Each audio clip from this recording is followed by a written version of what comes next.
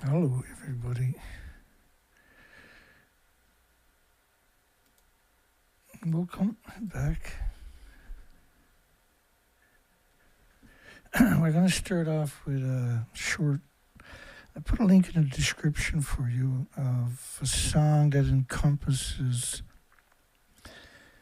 the regulatory agency's desperation for a renaissance. I'm just going to play the first part of that. You can go listen to it. There's a link in the description after. And I'll be right back.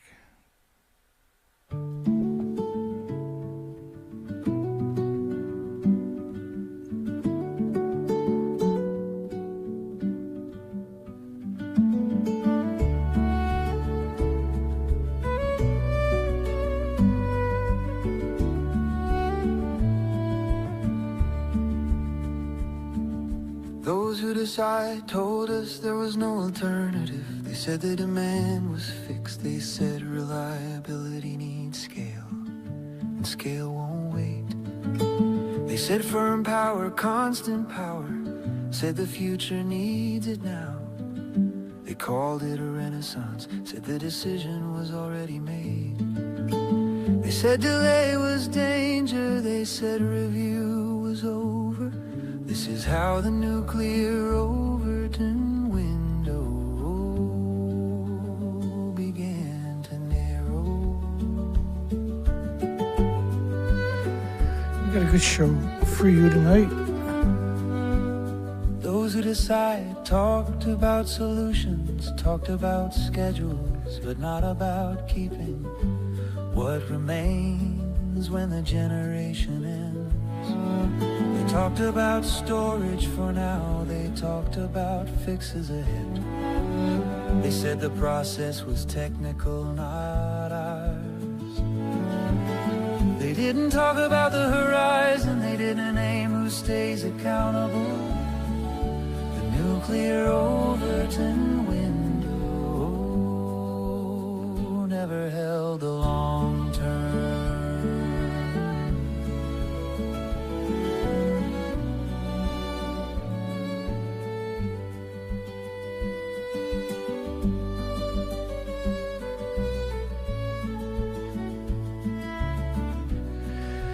We're just going to do the show a little early. There's links in the description. It's a local song with an incredibly important story.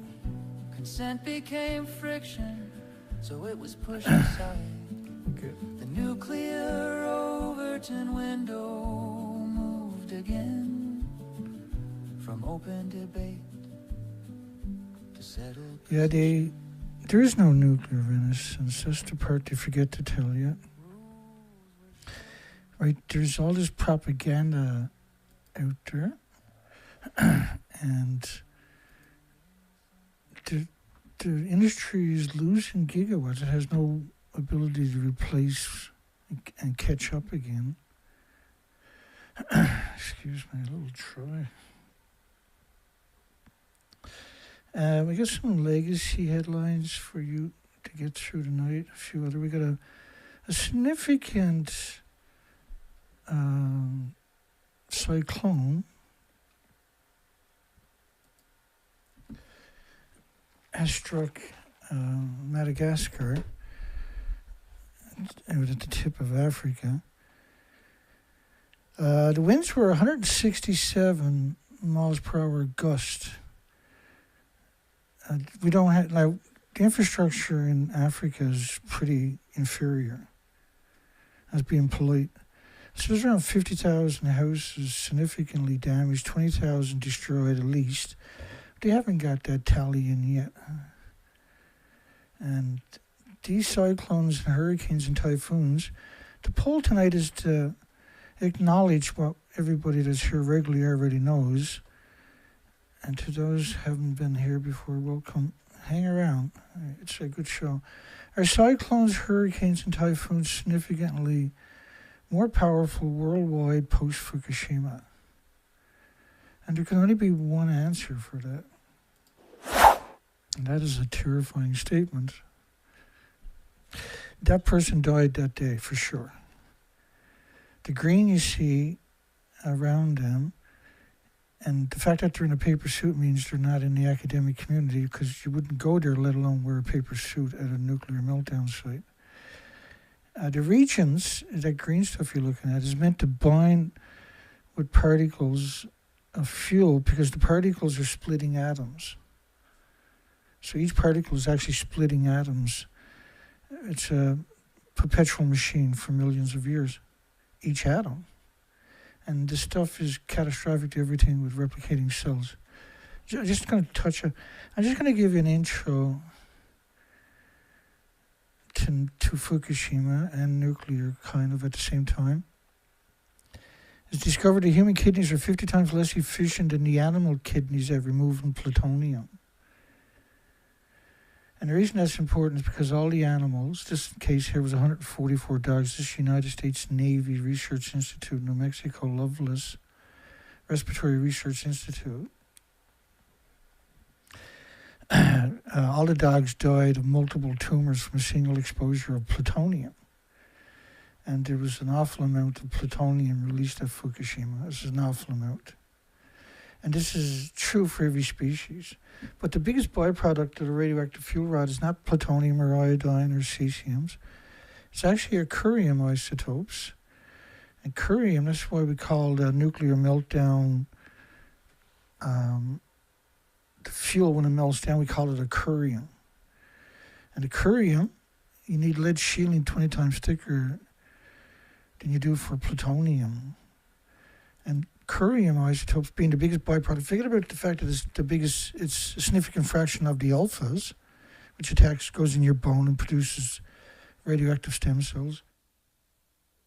Imagine your kids and your pets and all the species and all the people that are being born post-Fukushima are producing radioactive stem cells. Your body's not designed to function on that stuff. And so there's going to be hell to pay through the development. And the same is true then, because you can't have an enormous amount of, say, alphas or betas without having an enormous amount of gammas, for instance. And gammas will end up all over your muscles and your heart, your bones, your bones, but also in your thyroid and your other glands. So that means that all the species, and you and your friends and families and loved ones, but all the young children that takes 20 years to develop, are producing radioactive hormones and radioactive stem cells for throughout the gestation of all the species on top of that. That study was also by Loveless Respiratory Research Institute, which is the United States Navy. They specialize in killing beagle dogs and beagle puppies with anthropogenic man-made radiation. So if none of the animals survived the experiments, what do you think you will? The tsunami ran right through the site. A worst-case scenario. And there was 4 reactors, and on the same street was a common spent fuel pool. And this is where a lot of older fuel assemblies, reactor cores, were stored. And it's common practice to have at least double the inventories in the pools because they don't have a repository anywhere on the planet. And Japan is certainly not even trying. Global, this story here from 24, when I was trying to find how much was produced in 2025.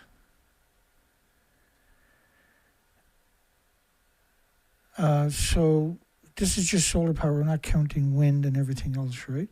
So this year alone, if you're doing a comparison of what we produced in 2025 and 2024, the total amount of gigawatts worldwide is 3,365 gigawatts of power being produced at any given time on the planet. And so there was almost 1,000 between 2020. Let me see. So for when it comes to nuclear, the total is 376 gigawatts. It's less than that now. That was 2025.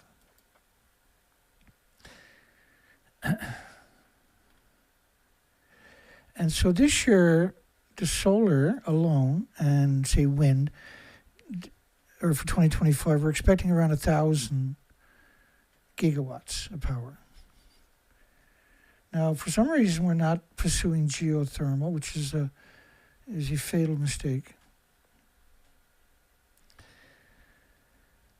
And so the total amount of gigawatts worldwide is, we produced almost 1/3 of that in 12 months of just renewables. So that song that we started off with, and then the rest of that story is that there is no nuclear renaissance, right? And the point of all of that is we produced almost 1/3 of the entire planet's consumption in just a 12-month period. Now, we're not trying. We're not applying, we're throwing all our money at a unicorn like fusion and small modular reactors. They don't exist. It's a wonderful story. It's the same story as Spider-Man and the Hulk. It's a total fiction created to lull you into complacency.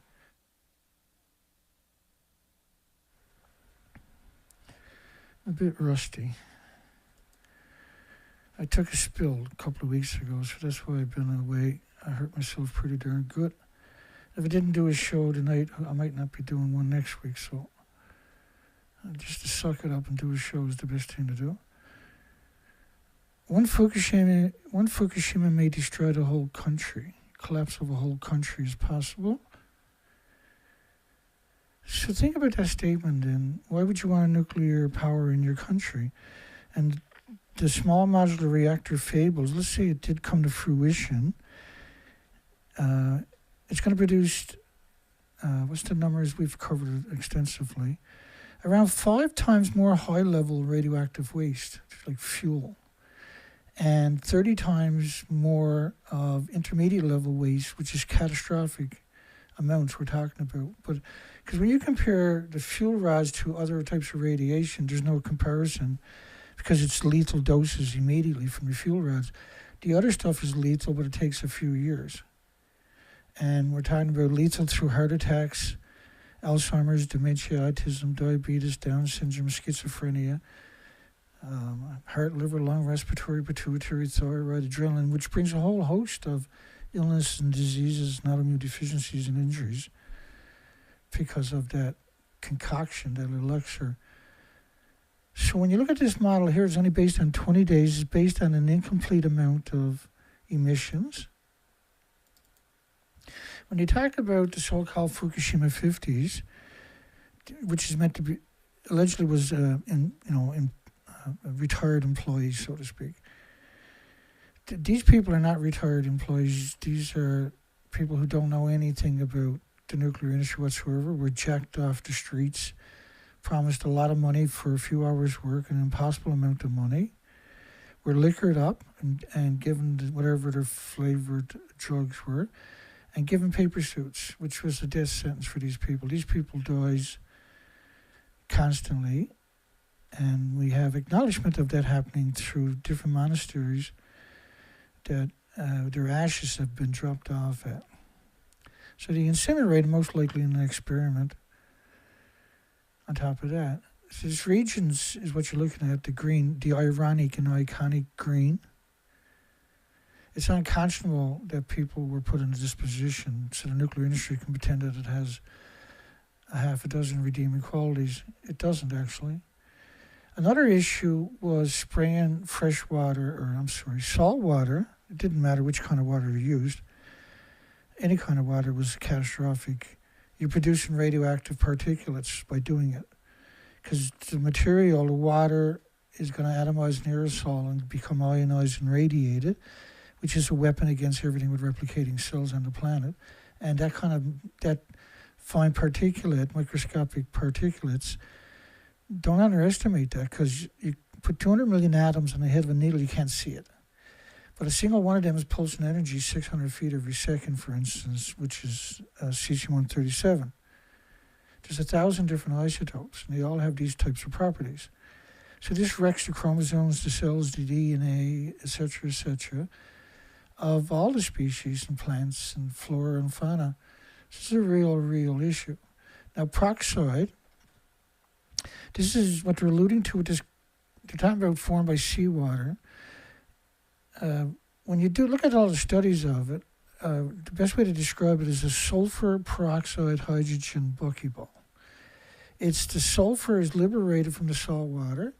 That's able to ingest uranium, plutonium, americium, neptunium, etc. And that is very hot particles now. It's very mobile. It doesn't need jet streams to mobilize around the entire planet. Well, none of it does. But more so when you're talking about super hot particles. Now, neptunium-239, notice how intense that particular plume is. That's based on 20 days of radioactive fallout from Japan. And neptunium-239 decays to plutonium-239 in just 2.5 days. So every 2.5 days, there's that plume. Now, after 20 days, of course, the majority of the plume is plutonium. There's 10 decay cycles. So all of neptunium, for instance, if it had stopped at this point, but what you're looking at is a continuous plume covering the entire planet. Wrap your mind around that statement. Think about a snowstorm that's continuous and wrapped around the entire planet.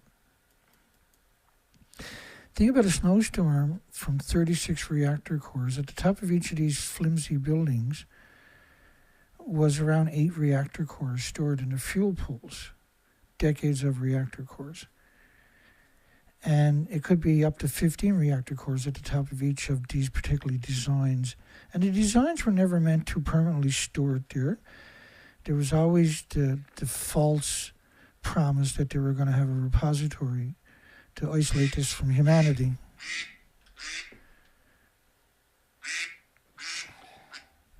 Hello?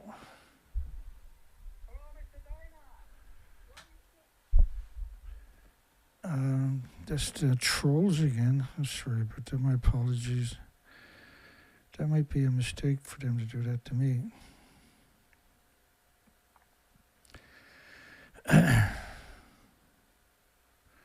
Sorry. I just...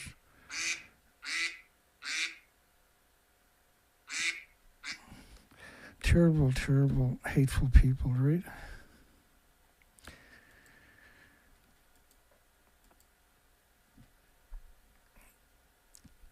Radioactive material from the reactors is 2 billion times more toxic than industrial poison. Have a look at that. So that's 2 billion times more toxic than industrial poison. Think of a plume, think of a snowstorm that starts in Japan, for instance, and 20 days later the whole planet is covered in a snowstorm. Now, appreciate the fact that this snowstorm doesn't melt and it never goes away and it never stops coming out. And a lot of it is in particulates and they are splitting atoms. So when you're talking about a material that is 2 billion times more toxic than industrial poison and an invisible snowstorm of multiple isotopes and everything has everything attacks everything with replicating cells, which is what our planet thrives upon, right? Cesium-137 immediately damages the heart muscles. So are you seeing a spike in heart attacks? I'm just trying to introduce you before I take you through some legacy headlines of Fukushima to give you even deeper insight that we probably haven't. In fact, I know we haven't covered on this site. These we have. What I'm doing now is just meant to break that cycle of complacency. Irreversible heart damage for children with 50 atoms a kilogram. So when you see a Becquerel, think of that as an atom that pulses energy. That pulse of energy is the Becquerel.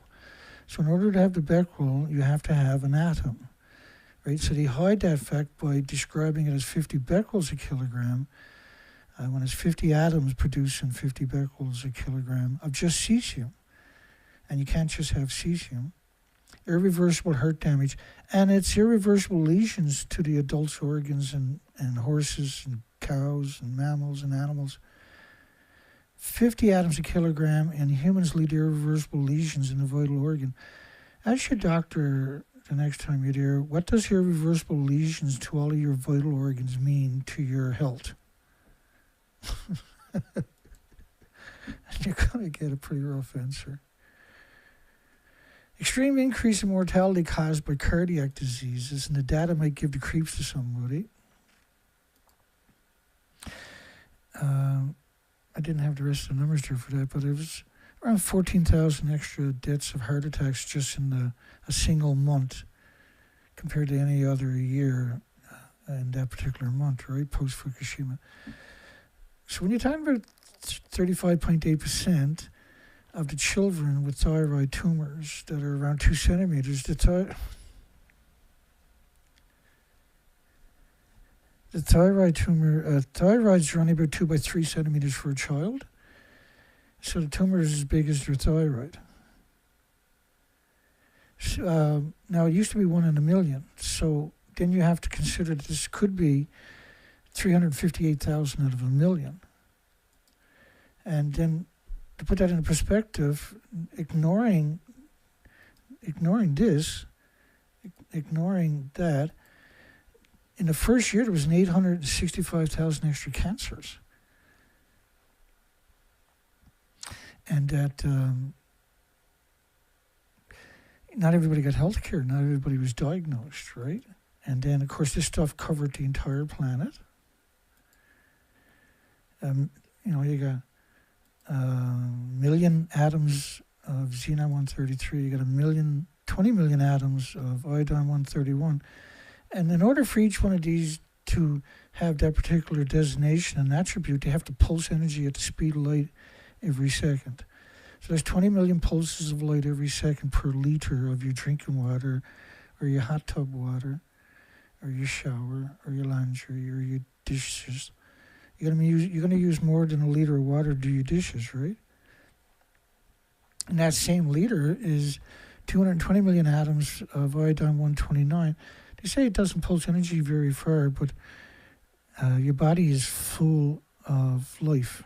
It's just one great big vessel for life, right? And so in proximity, close proximity, this stuff is pulsing energy at the speed of light for 15 million years. You're still going to destroy your chromosomes, your DNA, your cells. It's not like cesium-137 that'll do it from 600 feet, but because you're talking about so much, with such longevity, you're going to face an extinction event anyway. Think about how bad Tokyo, 240 kilometers away, is. 500 trillion atoms a kilogram, significant consequences. But think about the fact that this covered the entire planet. All the oceans were covered immediately. This study is based on 954 days. This is 2013. Radiation levels in the United States West Coast spiked to over 1 million times normal. This was cesium-137, which we talked quite a bit about earlier, at 1 million to 10 million times. So 1 million to 10 million times, this is 20 days in. This model stops at 31 days. I got it on a cycle now where it'll go from 20 days to 31 days over and over.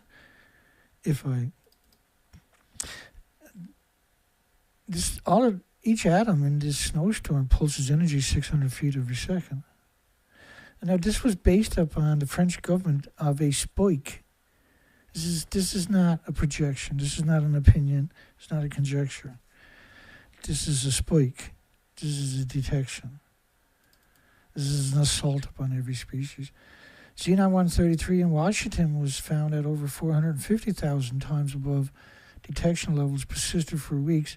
It's got a short half-life, and that's very significant that it persisted for weeks. That they're all in the same plume, right? All this stuff, and that's the enormous amount I just showed you, are in the same plume. So don't think that this might happen or could happen, or this did happen. This has happened. And this has been going on from 1,000 fuel pools worldwide every day on top of that. But Japan was unique. It was an event. And that's why we're seeing catastrophic weather phenomenons. And that's what I'm trying to point out tonight. Are cyclones and hurricanes and typhoons significantly more powerful worldwide since Fukushima? And then the trolls, you heard them on the phone earlier, and they're managed to denigrate the poll, but everybody knows this is true. This is not. I don't have opinions on this stuff.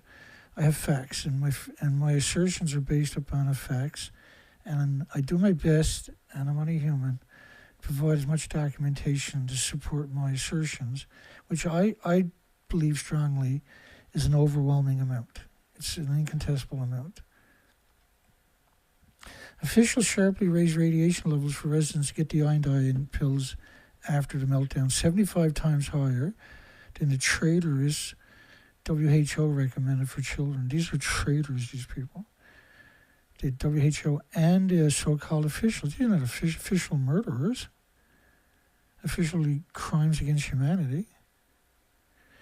When the Tokyo water was declared originally unsafe for infants, it was because of radiation. So they knew this would be fatal to the nuclear industry. Worldwide panicked, and so they redacted it. It happened. Obviously, it happened. And it was way worse than even what they were asserting. They admit the meltdown multiple years later.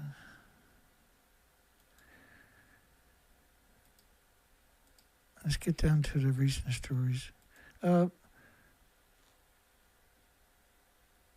Tokyo government finds iodine-131 levels up to quadruple the cesium levels in the water reclamation centers.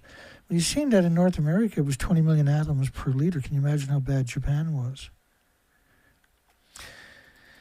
The government says 1,500 tons of highly radioactive sludge may end up as soil for gardening. 50,000 tons. This was July 2011, so March, April, May, June, July. There was 50,000 tons in just this one area. 5 prefectures. 50,000 tons in 5 prefectures.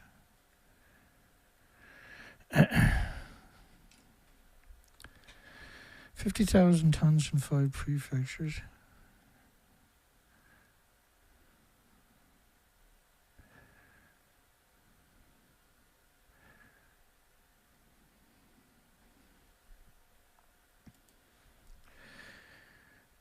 So let me go backwards. So the water treatment facilities meant if that's you can't get rid of the sediment from the water filtration facilities, how do you get rid of? How can you drink that water? You can't. Then the water lines are contaminated, just like a lead-contaminated lead line. All your water lines should have been dug up and replaced, minimum, because the initial pulse event of 36 reactor cores melting down in 4 buildings with 8 fuel pools. So your garbage is too radioactive to get rid of. Your sewage is too radioactive to get rid of. Your water reclamation sediments is too radioactive to get rid of. The ashes from the incinerators. The air samples are 270 times more contaminated with cesium-137 and global weapons follow peak. 10 and 12 sewage plants are positive for high levels of radioactive material.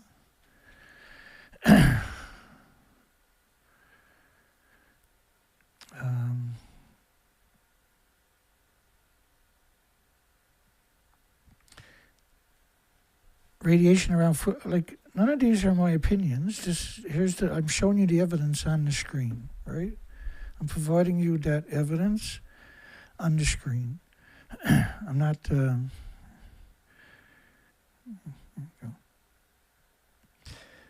So, like, when people call me a scammer or says this or says that, that's because they can't beat the truth, the facts that I'm providing you. And so their only solution is to attack me, right? Highly radioactive sewage found 30-plus miles from Fukushima. So I'm just trying to establish there is a lot of documentation showing that this was a catastrophic event. There was 12 million to censor Twitter. Just for burning in one city. So that's around $54,000 US.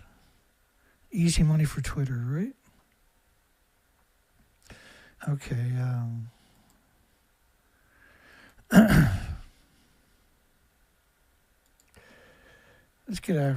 get after it here right now. I want to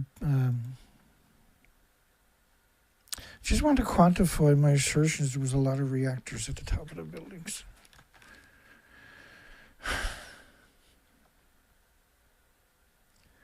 I got a ways to go before it gets back up to speed. So this is a perfect night because I don't have to think about it till Sunday, right? That gives me a few more days to hopefully... Comparisons with x-rays and CAT scans are meaningless. And when you inhale in the particles, and so when you've seen the stuff I showed you earlier, hopefully now, it's 1 billion times more toxic than industrial poison, and comparisons with x-rays and CAT scans are meaningless. So this is Professor, well, he's doctor, he's Professor, they'll introduce him here. He's going to talk about, this was on the 16th, day 5, and he's going to talk about how much inventories were at the top of reactor 4. Now remember, there's 4 of these reactors lost their inventories at the one time. That's reactor 4. Right alongside of it was reactor 3. So let me just play this clip. I'll be right back. And if, in terms of what we know about the capacity, about how many fuel rods would likely be inside that reactor, what sort of quantity are we talking about radioactivity? I've heard different numbers ranging from 2 to 15 reactor cores worth. No, 2 to about 8 reactor cores worth. So if it can't be controlled, that's worst case scenario, 8 reactors worth of radioactivity. Right. Right. And it would be released into the atmosphere. Radioactivity. By the way, the fact that this has happened at unit number 4 is understandable and is consistent with the theory that it really did dry out because the fuel from the unit number 4 was most recently discharged, and therefore was the hottest, and therefore the water would have boiled off more rapidly.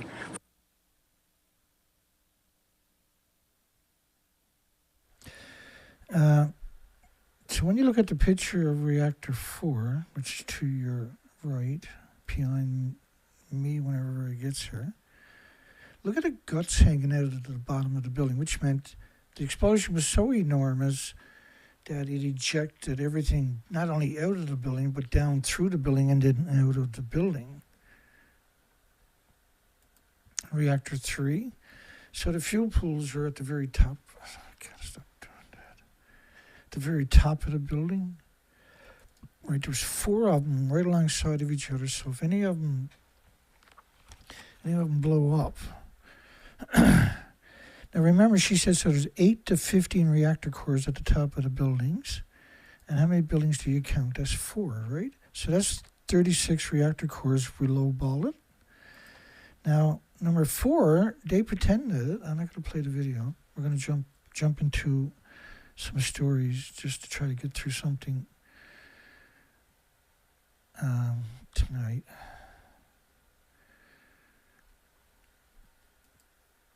And he picked up 30 million one-ton bags. So clearly there's a lot got out. And 30 million one-ton bags, if you take a one-ton bag and put it in the back of a one-ton pickup truck, that's 30 million one-ton pickup trucks. That's 6 rows of traffic around the entire planet, bumper to bumper. These people died that day. And like, how arrogant to call it dust. How shameful and how... And this is from TEPCO's website. This was on the 15th of March. So there was no way to survive with just one of these buildings melting down, but with 9 reactor cores in each building melting down. These are gamma shines and neutron bursts and x-rays and everything else. Plus you got to realize the inventory was dropped all over the site. You're talking about incredible inventory. So the media came out and pretended, this is just a fraction of them, that they're at the top of the building to the left that doesn't even exist. The food was banned all the way, including Tokyo, by 55 countries. But they, because each administration changes every 3 or 4 years worldwide, they slowly removed the restrictions in the majority of the countries. So they built these contraptions over the reactors and then pretended that they were at the top of the buildings. And the reason they're doing it because it's so catastrophic. And it's catastrophic to all species. And as you noticed, if you looked in my live streams in the last 8 shows or so. So we covered nothing but emaciated whales. It's hard to comprehend how much I actually have here I haven't got to yet, that we haven't shared on this site. It's a stunning amount, and I would still be doing shows on that if I didn't have a catastrophic slip from a height that really landed on my spine, right, and on the edge of the steps. It was rough. Hopefully that part is now over with, but I just got to be careful that I recover, right? I got till the summer now, or the spring anyway, hopefully to recover. Radiation traces found in Japanese baby formula. Radiation traces, this is Canadian broadcasting media, government media, were 31 becquerels per kilogram of cesium, 134, 137, which is below the current 200 atoms per kilogram set for milk. I mean, this is an absurd statement to suggest that 2 is safe, 2 atoms, let alone 200. Not all food samples are monitored for radiation, and readings have been voluntarily reported by the manufacturers. So if the food is not sampled, there's no government institutions sampling it. And that's why the trolls were coming after me earlier. And that there had to be voluntarily reported, so the manufacturer got they're over the limit. They're going to just say, well, don't tell them it's this much, tell them it's that much. They just don't care. And profit and corporate personhood takes precedence over safety. Flights from Tokyo trigger radiation alarms in Chicago and Dallas. Fuel rods in reactor 4, 5, and 6 are exposed. Think about that statement, folks.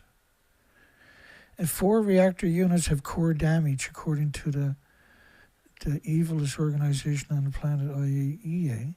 So here they are, updated, 11:55. The fuel rods in reactor 4, 5, and 6 are exposed. If you expose the fuel rod, it degrades. If it's exposed to oxygen for a few minutes, it'll actually catch fire. The cladding is made of zirconium. Zirconium reacts violently with oxygen. And they need a lot of water over them, or they start breaking down, which allows you to release an enormous amount of radiation without the detonations. So the explosions were the evidence of the nuclear meltdown itself. They were caused by pressure, not hydrogen. Hydrogen, of course, was building up there, but the explosion was caused by pressure. The reactors were pressurized vessels over 1,000 pounds per square inch. They had no cooling. They need 6,450,000 one-ton pickup trucks of water every day. 6,450,000 one-ton pickup trucks of water with 1,000 liters each. So the pressure builds up because it's not cooling. There's an enormous amount of temperature because the chain reaction is perpetual, it's forever. It doesn't need oxygen to continue. And so this was Noah's model based on 40 days, which didn't use the inventories. This was a German Institute's model based on 954 days. This was a Chinese model, CC-134, 137, for instance. So there's so much evidence not evidence, but is a better word, is documentation. Yes, it's evidence, but it's documentation. It's unshakable, unassailable documentation. And so I'm weaponizing everybody with the information so nobody can beat you in a debate or a conversation if you're capturing this stuff. Take screen captures of all of this and keep your own independent files of it. It's so important that you have copies of all that. Don't just rely upon videos. I'm streaming in 1080, and so that's more than clear enough to be able to take a screen capture and print it out. And what you should really do, what I used to do a long time ago, was I would take a lot of these awful stories and I would screen capture it, and I would go to doctor's offices and drop off a whole bunch stapled together like a little book, and just leave it in the waiting room for people and people to read. I gotta start doing that again. TEPCO began coating seafloors with cement mixture. What does that tell you? It tells you that this is nowhere close to being accurate. It was infinitely worse than that. Well, the whole planet, see, got buried in radioactive fallout, so all the water was contaminated immediately.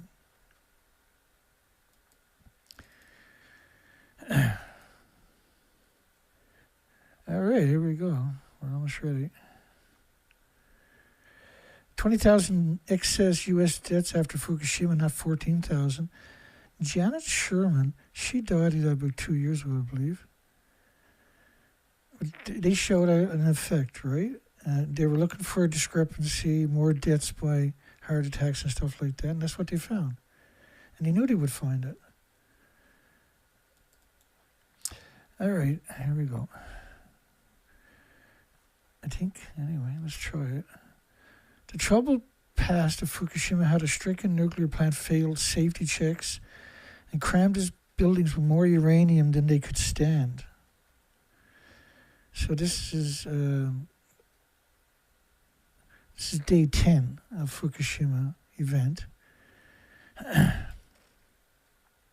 Japan's stricken nuclear plant had one of the country's worst safety records. It was crammed with more uranium. It was designed to hold. That's because you don't have a repository. And American engineers who masterminded the building had not intended the spent fuel to be housed inside the flimsy shells of the reactor buildings. All of those designs, though, have that particular attribute. Flimsy shells. And so that's the picture they're showing you after that sentence. When you can see the top of the picture right here. So when you look at this picture, every academic in the nuclear industry, every professor in the nuclear industry, every second, third, fourth year student knew the reactor core and the fuel pools were gone. They absolutely unequivocally, and none of them have ever. Well, that's a lie. There is a couple of people originally had spoken out, but they went dark.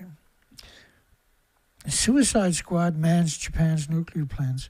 When that happens, you can't do anything. There's no good manning it because that's it's not only suicide, it's stupid suicide. There's nothing stoic or heroic about that. Suicide squad mans Japan's nuclear plants. This was meant to give a false impression that the Japanese had any kind of control whatsoever. I can guarantee if they had any kind of control, TEPCO wouldn't exist. They would have got rid of them right away. TEPCO's their fall guy, right?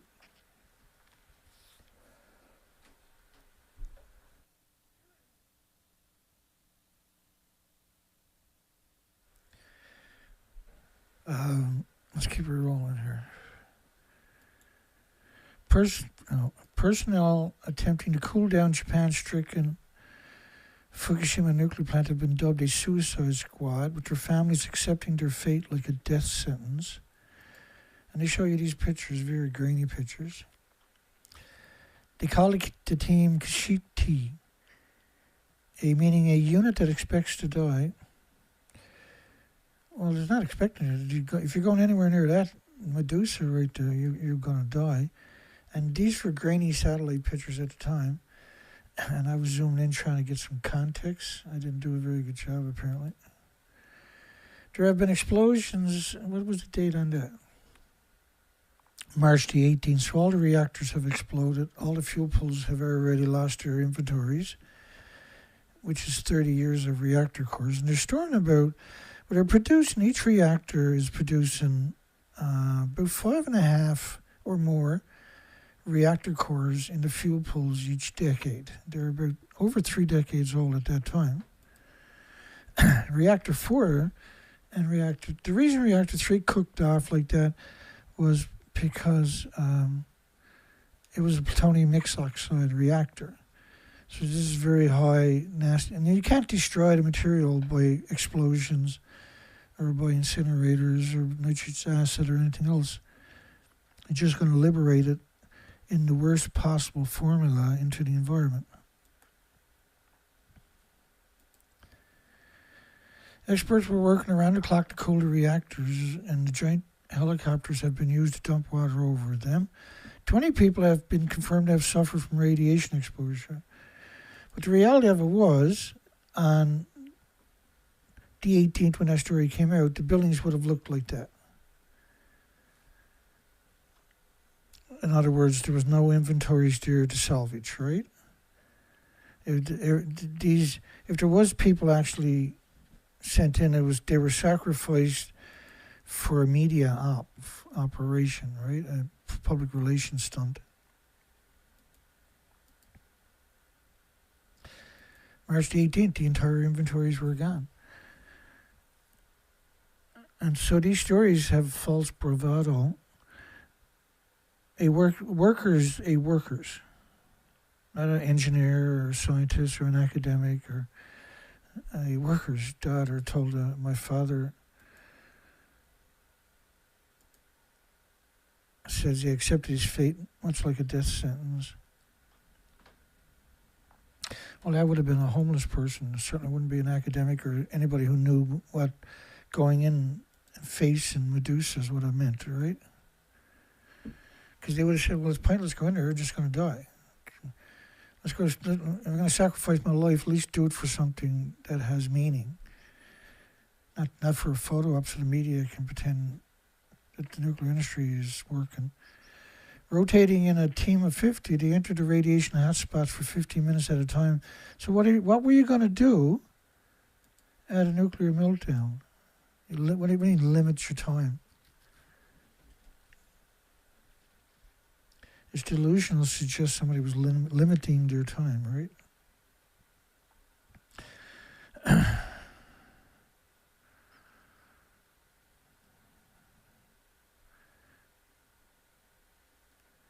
Another worker sent a message to his wife that said, please continue to live well. I cannot be home for a while. So this was just yellow journalism meant to invoke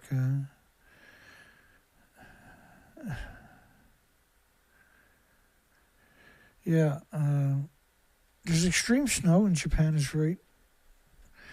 It's, if you have your time is 6 feet of snow or something.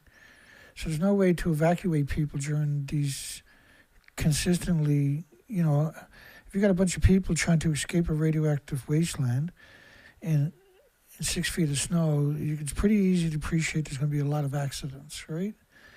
And anybody gets stuck in the snow, everybody's stuck in that snow.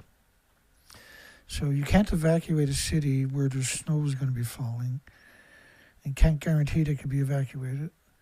Studying Japan's broadcast, and that the snow, of course, will liberate a lot of the radiation back into the environment. It'll wash the emissions, the pollen, the plants, the trees, the foliage that didn't break down because you killed the bacteria and the fungus and the biota.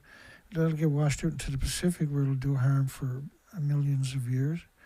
There's so many horrifying attributes to radioactive fallout that the world needs desperately to get it together and wake up. Let's have a conversation before the nuclear industry is coasting. Desperate that the world doesn't look at Fukushima. And that's where everybody needs to look. That's your precedence.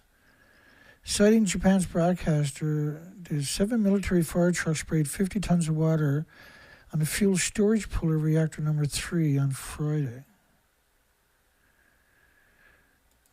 Well, the fuel storage pool for reactor 3 was at the top of the building. And as you can see, this is reactor 3 right there. There's no top to that building. It ejected the reactor cores and the fuel pools straight out of the building. It's reactor 3. And the fuel pools should be at the top of the buildings, not the bottom of the buildings, right? So it's gone. So spraying 50 tons of water. These fire trucks, of course, if you look at the original pictures that were released by TEPCO, for instance, there was no way fire trucks can get in proximity to it. And just bear with me. I actually did, on my thumbnail was a picture of a fire truck. It was on the seaside of the turbine buildings. The turbine buildings are on the ocean side. Just bear with me.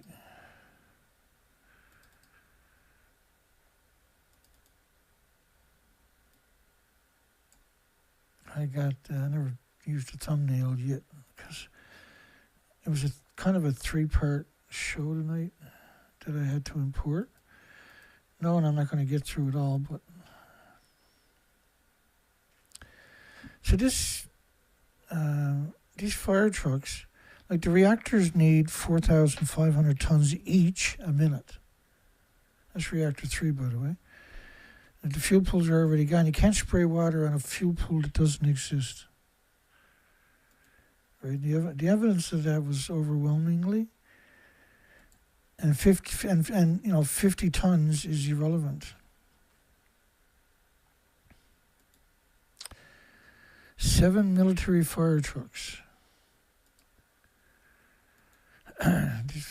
Steam was rising from the damaged building. This is not steam, it's lethal doses of the inventories melting and consuming everything around it and ionizing and radiating it and releasing it as fine radioactive particulates.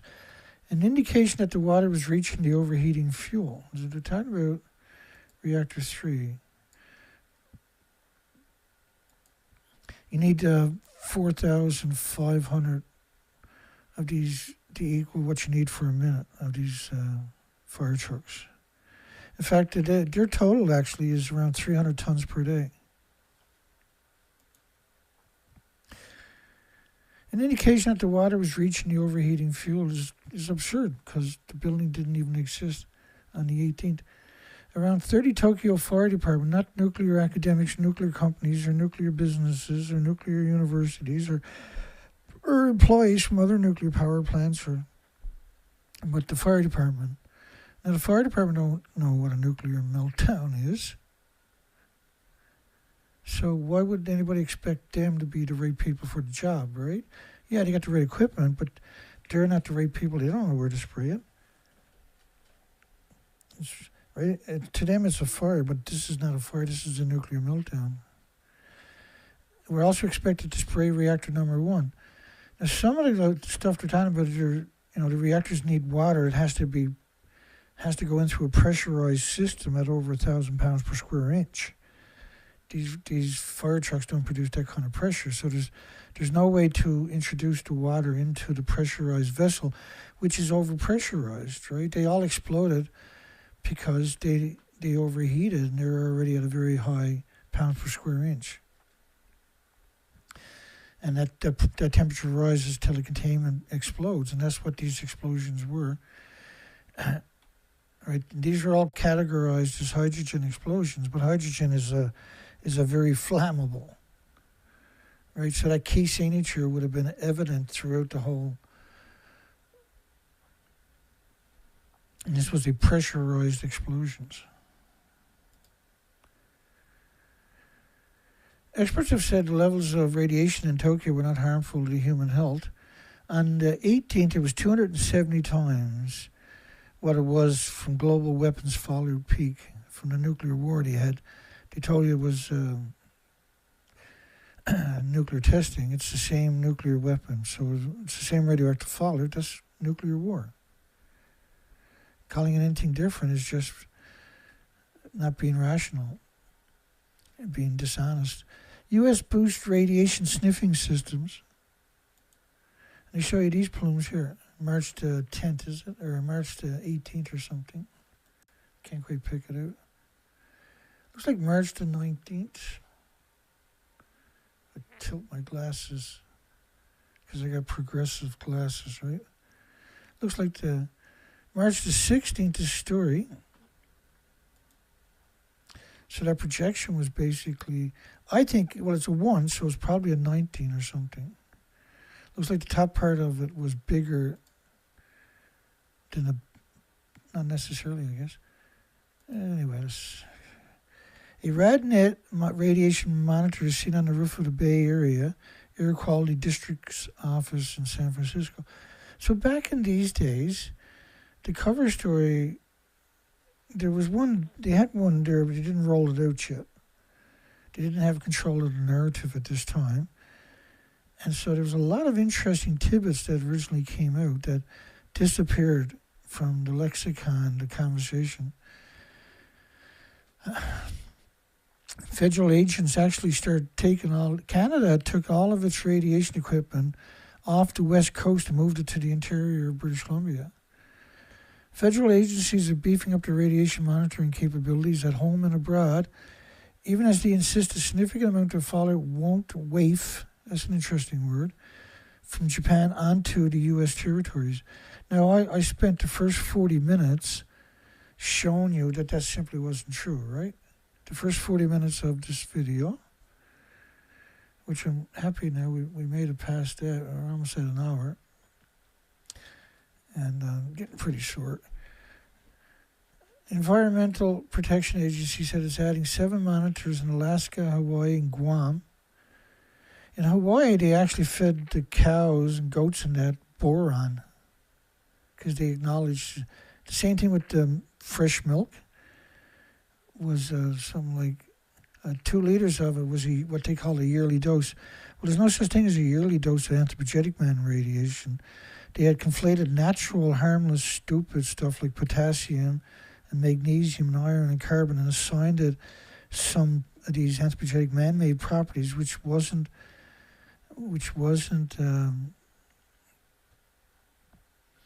is not science, right? You can't conflate man-made with natural stuff. And this is what they constantly have done for 80 years. So it's considered accepted science, but it's not science, right? It's not. You can't build a nuclear bomb out of bananas and potato chips. But that's what they want you to conflate it and compare it with. Which operates 100 air sniffing stations. Yeah, but how solid were they? Well, the rest, like showed you what the French government found in North America was 1 million to 10 million atoms of cesium-137 per cubic meter of air. These are horrific numbers. These are just, well, that stuff's not gone away. It's sequestered in all the leaves and flowers and pollen and plants. And this is why the insects has been decimated. This is why the pollinators have almost disappeared because they brought back radioactive pollen to their hives for over a decade and a half, right? So any hives that survived now are on their last legs. You sterilize the species, and what you would expect to happen has already happened.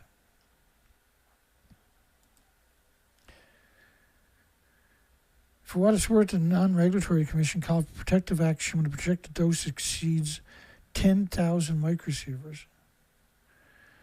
10 millisieverts are 50 millisieverts to the thyroid. 50,000 microsieverts to your thyroid. So they are insane people. So suggesting that radiation at the plant, the so-called damaged plant,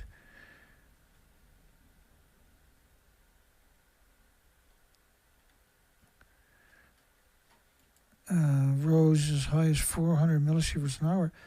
Like, it was over 1 million sieverts. A sievert is 1,000 millisieverts, which is 1 million microsieverts.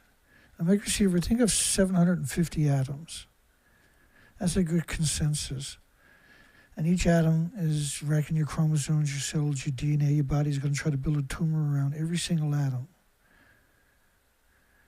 But 3 sieverts, or 3,000 millisieverts, is a lethal dose. Your organs will melt in proximity to it. So 1 million sieverts, which was acknowledged outside of Reactor 1, for instance, because you remember, number 1 blew the fuel pool right out of the buildings.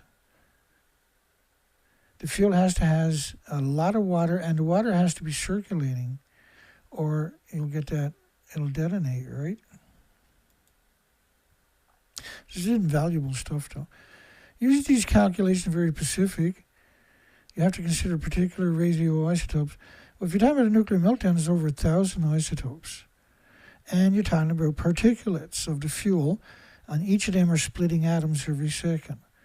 And what that means is, if you get one of them in your body is not only under siege from that particulate, but that particulate is replicating itself every second. So every second, you're producing more white blood cells to attack the damage in the source of each of those new anthropogenic man-made isotopes that are produced through that perpetual motion machine known as a particulate, a fuel flea, so to speak. Commercial sales of Geiger counters, hot in the United States. The EPA RadNet provides a much more reliable read when it comes to detecting radioactive fallout. Yeah, if they were used appropriately. Like you funded them, you gave them the equipment, you gave them the authority, you gave them the monetary, you educated them, you gave them pensions and bursaries for their education and their children's education and their health care too. And when it finally happened, they betrayed you. They sold you out. They turned their backs on you and by proxy everybody else in every species. They're nothing to be proud of. They need to be replaced in the entirety. The law can't go away until you replace the entirety of the people that work in that industry. They all have to be dealt with. And then, of course, because the whole government agencies and everything else is so corrupt, there's little realistic possibilities of that happening, unless it's ordered from a very unlikely source, right? If it ever comes across the Pacific, well, these are crazy assertions to suggest if it ever comes across the Pacific.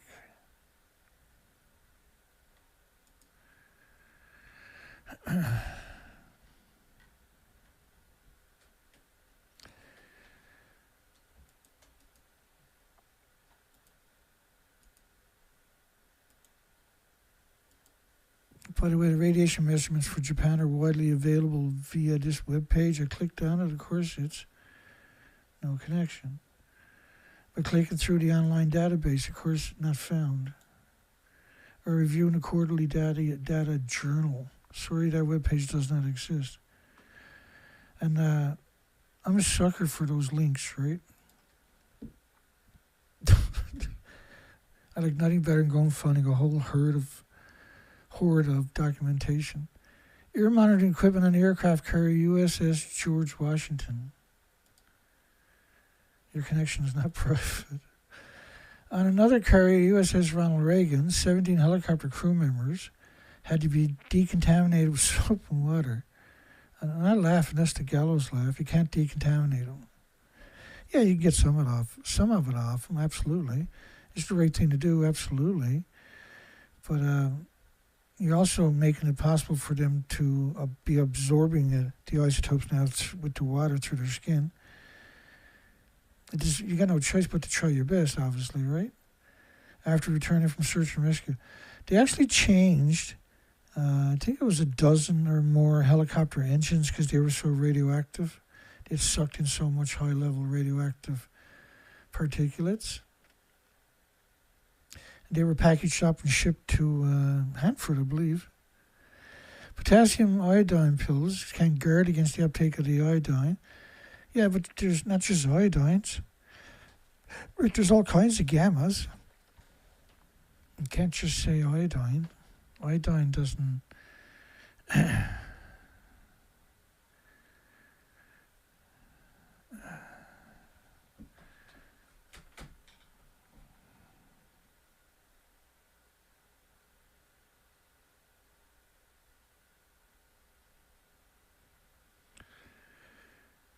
Yeah, it took me 2 weeks to get back from shoveling my driveway. Yeah, Jeremy, I got the joke, man. That was a good one. It's going to take a lot longer, unfortunately.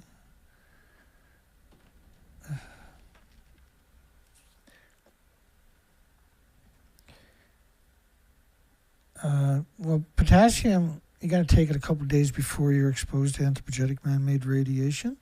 It's still going to go in your body. It's still going to sequester in your muscles, your organs, and it's not going to be traveling by itself. It doesn't need to be in your thyroid to have catastrophic attributes to all of your glands. It just needs to be in your body, right? It's a very energetic And it's not just, of course, if you got iodine-131, then you got absurd isotopes. Given the distance from Japan to the United States, it is a given that there will be no effect. Well, of course, that's absurd to suggest. And the NRC used a limit of 1 rem, 10 millisieverts, dose limit to the whole body to recommend evacuation. That doesn't mean that that's smart or that's appropriate. That's the opposite of appropriate. It's highly unlikely radiation can reach the United States from Japan and result in this type of exposure. More on a disaster in Japan. If there's a nuclear meltdown, then what? Well, we launched our own research expeditions, and the species to your left are exterminated. I'll just give you a quick, as usual, introduction to some of that.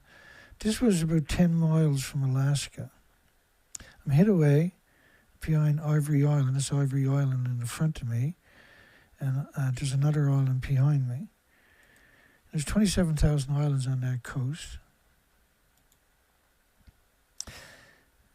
And a lot of people don't appreciate the enormity of the reality of research, of field studies, of boots on the ground. And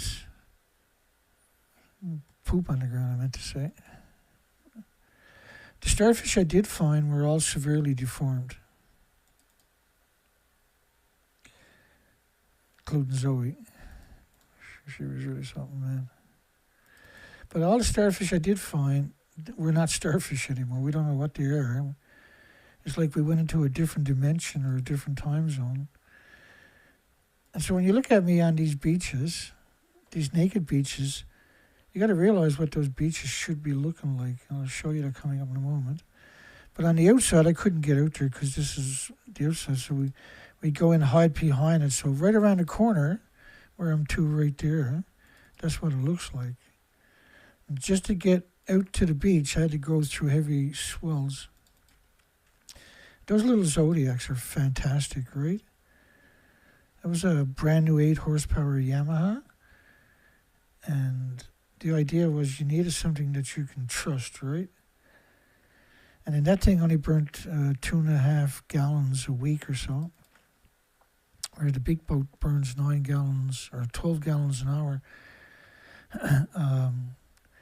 The sea anemones, they're very, very, very unusual to see the sea anemones. And the only time I ever seen the sea anemones were in the most open and extreme parts of the coastlines. And it wasn't very often. These were the giant sea plume anemones. They come in white, brown, and green. They're usually up to about 2 feet.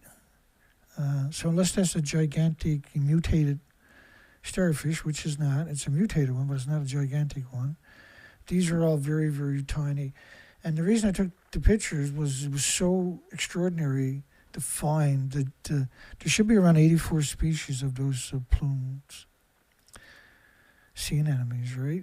There should be 600 algae. This was an unusual to find this many algae, and there should be around 700, and that 700 algae is around 5,500 invertebrates without the backbones, like little shrimp. So up here, I think I found 6 algae total, instead of close to 700. You're seeing bull kelp, you're seeing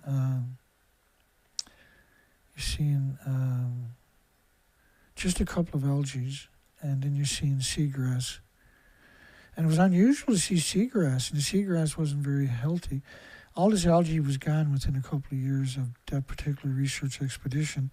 These expeditions typically lasted 4 to 5 months at a time. And so I just go up and beat the crap out of myself from morning till night. And done the entire coast. Now, so to your left is what the species would normally look like. What they looked like in 2011, before Fukushima happened, is to your left after Fukushima, to your right. And so the reason of going back for almost 6 years was to see if the species to your left recovered. And they didn't.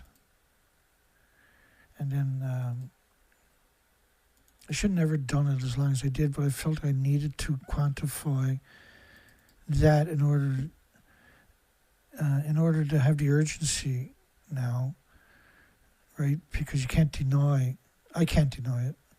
I can't escape this. And on top of that, right, I show these pictures quite often. So you can never escape those research expeditions, right, that haunt you. Species are gone, they didn't recover. Reactor team let pressure soar. Well, he didn't let the pressure soar. They had no way to contain, no way to get the system to work, right? The tsunami ran through the site. It wiped out all the infrastructure. So even if the generators didn't get destroyed by the tsunami, which it did, you still took out all the infrastructure, so you still wouldn't have had power. And the minute one of the reactors blew up, you can never get close to the other buildings. So that assertion up there on April 23rd, 2011, they didn't let the pressure, they had no choice. They ran away. Right? Reactor 1 exploded within about 36 hours. That was the end of it. You can't go back there now. And the fuel pool, too, right? They lost the entire inventory. So you had 9 reactor cores or so released into your immediate environment in a most catastrophic way imaginable.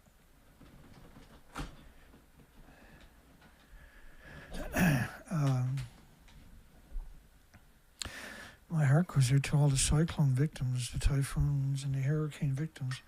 We've covered a lot of it over the years. Now we're seeing almost every storm, like any cyclones or typhoons or hurricanes, are always at sustained winds where the building codes don't exist for those types of winds. And Madagascar's cyclone now is headed over to the coast.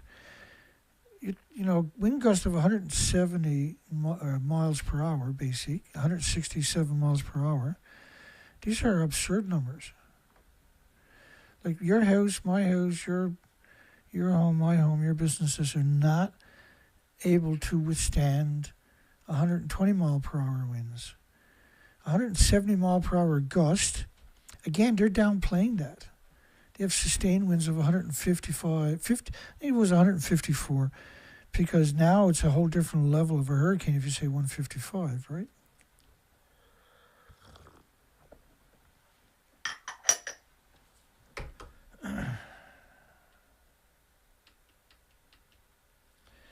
Let's keep it rolling for a while. Erie ghost town near Fukushima. So if your power plant, if your coal plant, your oil plant, your gas plant, your geothermal, your solar plants break down, do you have to abandon your homes, your graveyards, your restaurants, your supermarkets, your malls, your schools, your universities, your hospitals forever? That should, right off the bat, should terrify you that these facilities in your countries are, first after, all the fuel that goes into the pool is no longer in a containment. All the reactor cores are still splitting atoms from millions of homes, but there's no containment, and they're not producing power, so the atoms are released directly into your environment. And this is why almost every single nuclear power plant is surrounded by farms, as far as you can see, from a satellite even. Japanese nuclear power companies are so leery of releasing radiation to the atmosphere. They're not leery of it, they can't contain it. The buildings blew up, for goodness sakes, that their rules call for waiting much longer and obtaining many more sign-offs than the U.S. counterparts before venting the potentially dangerous steam that builds up. But dangerous steam? Right? So Wall Street Journal inquiry found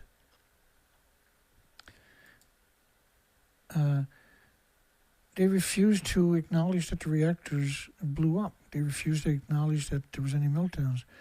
So these are the worst humans conceivable, and they always bring in these guest writers for those types of stories, which is where you typically will be connected directly back to the International Atomic Energy Agency, IRPA, UNSCLEAR, the IAEA, etc., right? It's a big, there's 100 of them, and they're on all the same committees. It's the same 100. They're making the policies and decisions for your schools and your universities and your communities, and they're based upon an agenda. They're not based upon the science. It's based upon what can they trick you into being complacent with, and then quantify that as some kind of a safe level or something. Remember, the International Atomic Energy Agency is not a regulatory agency. Neither is UNSCLEAR or IRPA, the IPRC, etc., etc. You go read this story. You'll see it in a lot of the International Atomic Energy Agency stories. And this was 2023. Anna Clark, IAEA, is not a regulatory agency, so they're not in a position to judge or approve Japan's soil recycling, Japan's water releases, Japan's fuel, Japan's reactors, Japan nuclear power plants, nuclear anything. They're not a regulatory agency. They're put on a pedestal because they're the military-industrial complex. Japan has raised the accident level. This is April the 12th. From 5 to 7. It's like you had 4 reactor buildings detonate. You had 8 fuel pools on top of that detonate. You ejected the reactor cores and the fuel pools. Chernobyl was a single reactor. It was a new reactor. It was a small reactor. It was a graphite reactor. These reactors are 30 years old. They had decades of reactor cores stored at the top of the buildings on top of that. And that's what you're seeing in Reactor 3, right? Send us people that don't mind dying. Do you think they're asking for TEPCO employees or nuclear scientists and nuclear academics are going to apply for that job? And so to suggest that the amount of radiation and suggest that is leaking, suggest that that is a leak, is about 10% of what Chernobyl. So their assertions are based upon a blatant lie, a blatant misrepresentation of facts, purposely meant to perpetrate or to protect the industry and throw you under the bus. And this is the perpetually evil DW media.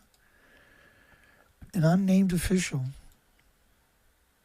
said on TV, got an unnamed official on TV, really,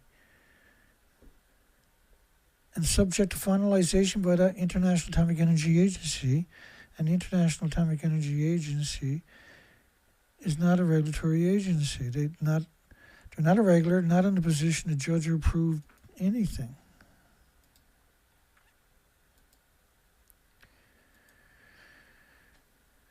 Right, but they're put on a pedestal as if they're somehow the authority. Why would you need a foreign entity with a dubious legacy dictating the policies in your sovereign country? Well, what's the point of that again?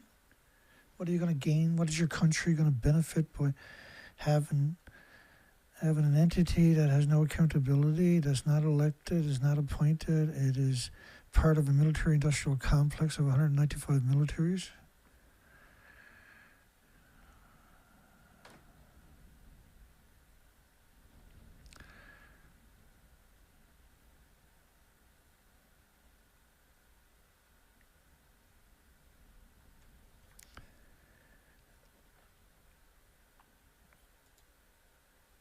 And NISA, of course, which is the Japanese version of the NRA,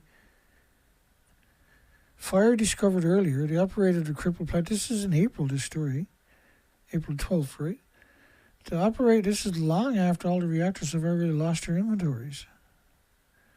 That workers had found and rapidly extinguished a small fire near a reactor building. They ran right over there and stomped it out, boys. It's absurd to suggest that they found a small fire near one of the buildings and then put it out. Your organs melt in that proximity, right?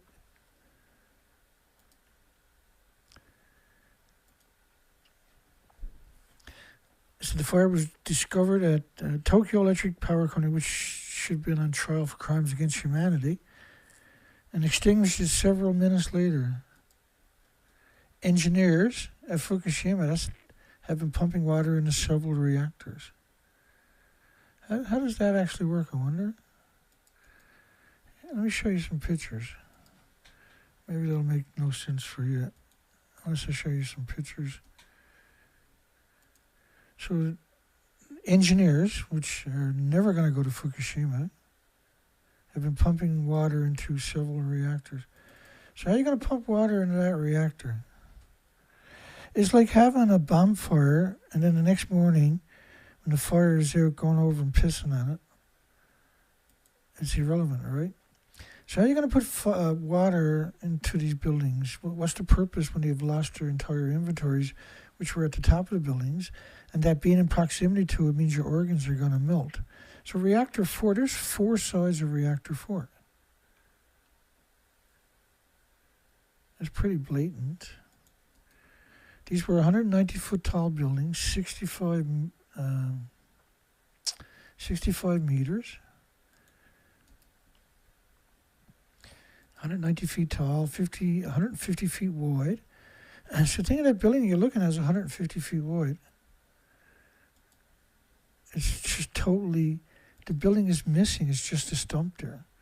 And all the inventories, around 9 reactor cores were at the top of the buildings. Everything has to be transferred underwater. So the fuel pool and the reactor cores at the top of the building. And when there's no top of the building, then the story, because people don't know the design of a nuclear plant, and that the industry is counting on that. They're 100% counting on that nobody's going to understand. It's really something. When you look at Arnie Gunnarsson and Helen Caldicott, Christopher Busby, who were all put on a pedestal on, say, YouTube and Facebook and Instagram and Twitter, and all your favorite alternative media was interviewing them instead of me. And their job was to come out and lull you into, make you sit in the fire until it was too late to escape it. So the equivalent of 3 Mile Island in March, a level 5, when you had each reactor core is a level 7, right, which is a stupid, idiotic number to use, because most people get confused by simple stuff, right? You had 36 reactor cores melt down. Each of them were hundreds of times a 3 Mile Island, because these reactors were massive reactors, pure uranium, pure plutonium.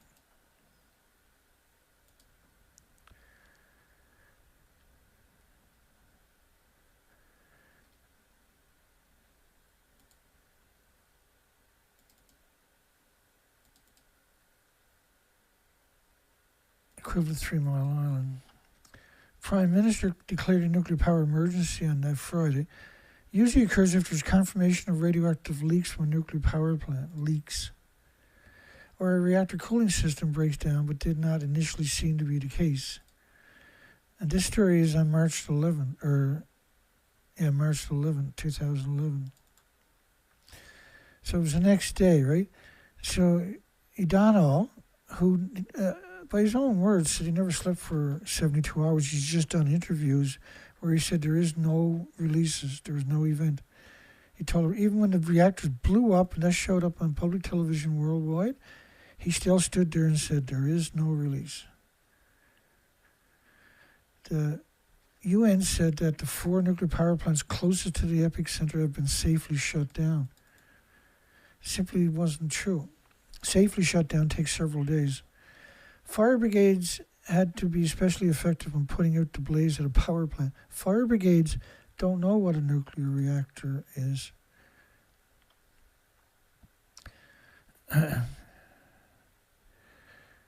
2,000 residents surrounding areas were told to evacuate their homes.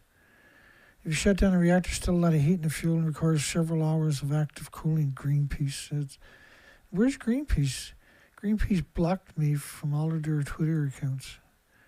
Greenpeace Canada, Greenpeace United States, Greenpeace International, Greenpeace UK, Greenpeace New Zealand, Greenpeace Australia. Need a lot of water to take the heat out of the reactor. Need 4,500 tons a minute. Need 6,450,000 one-ton pickup trucks every 24 hours. 6,450,000 one-ton pickup trucks with 1,000 liters in the back of them, 2,200 pounds of water in the back of each of them, is a row of traffic around the entire planet more than once. That's how much water a nuclear plant needs each day. Otherwise, it heats up and then it goes bang, like you've seen it go. A blaze at the Tohoku Electric Disease Factory, Onagawa nuclear plant. It could potentially be a problem depending on where it was occurring, how long it would take the fire brigade to extinguish it. The fire brigade is the last people you want to send into a nuclear event. They don't know what they're doing. They can make it worse. You need to send in, you need to sacrifice at least, ideally you should sacrifice a couple of million nuclear scientists. Nothing personal against nuclear scientists, but they're the better ones for the job. And if we kill a couple of million of them trying to stop a nuclear meltdown, that would have been a moral and ethical thing to do, right? That should have been the Fukushima 2 million nuclear scientists instead of Fukushima 50 homeless. And there's around 4,000 teams of Fukushima 50s. They were all homeless people and destitute and the victims of society, the immigrants who don't speak the language. They were sacrificed so the industry could look and pretend it had some redeeming qualities. He said it was logical that the fire had broken out in the turbine hall because a lot of oil that is combustible is not close to the reactor itself, so there's no immediate risk. The fire in the turbine buildings, which are on the seaside of the reactors, the reactor inventories are in assemblies. So assembly hall has 100 fuel rods, nuclear fuel rods in it, and each fuel rod is 12 feet long and 18 pounds. So each assembly is around 1,800 pounds. And so they were turned into projectiles. They actually penetrated the building, the turbine buildings themselves from the detonation. So suggesting that there was no fire at reactor 3 and 4 and 1 and 2 is just unconscionable. But that's what your loving journalists and media had done to you, right? They all done that to you.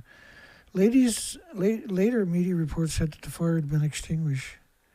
Oh yeah, no, looks like that was extinguished. How are you going to extinguish a nuclear meltdown? How does that actually work? Anybody know? That person should become a professor at stupid lives here university. The troubled past of Fukushima had a stricken nuclear plant failed safety checks, crammed its buildings with more uranium they could stand. We're not going to make it through that tonight. I don't think. It's a long story. American engineers who masterminded the building have not intended for spent fuel to be housed inside the flimsy shells of the reactor buildings. And then they show you that picture. So that kind of quantifies that assertion, right? That's a pretty flimsy shell. It feels good to get back here and punch out a show anyway, right? Got it like that. Excuse me.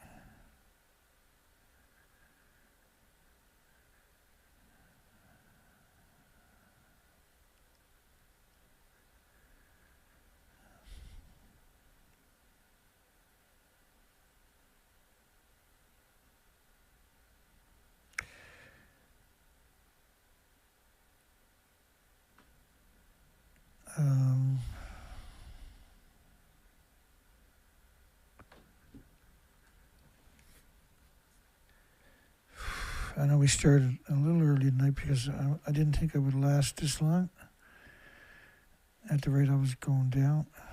So it's 10:46. I usually start at 10 o'clock, right? We punched out an hour and a half at this stage. I'm not going to push my luck any further. I don't think it's appropriate for me. And shout out to Tabitha donated 360. And Colette donated 400, which was just an incredibly appropriate timing. because I'm having a hard time taking care of myself. That changed the game for me big time, so enormously thankful and grateful that you done it at that time, right? It was just, couldn't have been better timing for me. And I still got a ways to go, you know. I hurt myself really. I really done myself in, eh? It was nasty. So at least I'm fairly functional, but I'm not functional, right, per se. But at least I'm back in the game, so it makes me feel like at least I accomplished something. Hopefully that'll pick up my spirit over the next number of days. Well, I know it will, actually. And I'm pretty sure right now, so I'm going to give it up.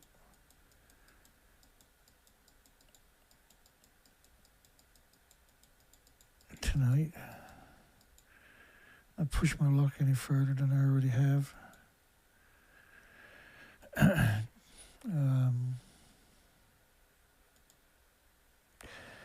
And play nuclear exceptionalism, I think. I know James has posted a number of shows. Another whale found in Virginia. I probably got that in my pile if I remember correctly. There was one in Oregon a few days back, a 46-foot fin whale that I got. I'm not really working on stuff right now. I had some folders ready to go, so I do kind of, I put a show together, a small show, which normally I can do a show a day. But I got a single show put together of really important stuff. We got an awful lot of sea life to get through. If you're not familiar, go to my live and also check out my playlist of species affected by the radioactive fallout, and you'll find just an absurd amount of material. But we've covered 8, I think it's 8, presentations on just emaciated whales worldwide. It's a brutal eye-opener. And what makes it really interesting is the media, is trying to downplay it and everything else, but nobody is reporting, giving it context, the prominence that it deserves, right? And I put out 8 videos, and that warrants all the media having a conversation that all the whales are showing up emaciated worldwide. You can't blame every whale death, and you can't insinuate that all whales are dying of ship strikes when they're all dying from starvation. And we're talking catastrophics. It's a complicated story, and we've been glued to it for a long time. So we're pretty good at telling the story.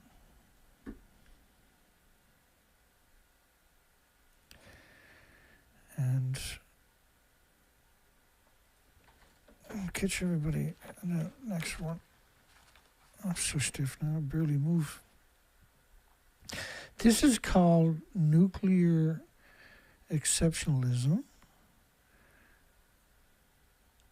And you'll find it over on James Lucid's site on YouTube. It was up at 16,400 subscribers. Wow. That's so awesome. This is called nuclear exceptionalism.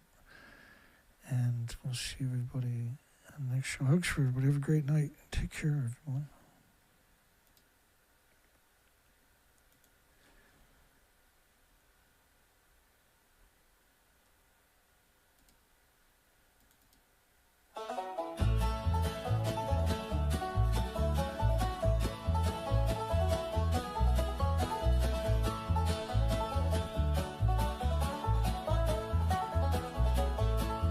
They said it was clean, too cheap to meter.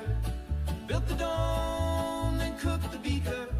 Said the rod was safe as sealed in drums, but left them leaking out of Idaho slums.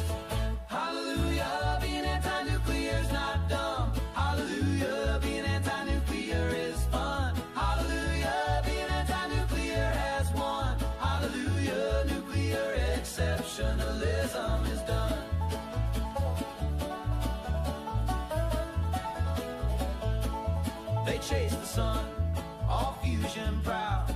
Ignore the barrels stacked in clouds. Promise stars in every socket, while curium settled in the market. Hallelujah, being anti-nuclear's not dumb. Hallelujah, being anti-nuclear is fun. Hallelujah, being anti-nuclear has won. Hallelujah, nuclear exceptionalism is done.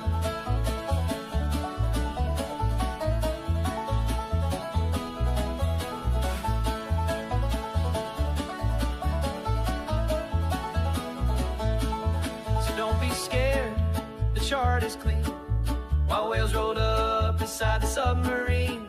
Blame the algae, blame the rain, but never trace the gamma chain.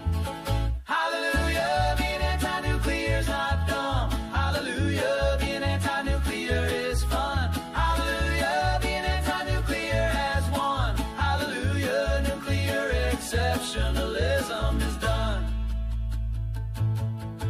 Now the rods are rusting, the record spins.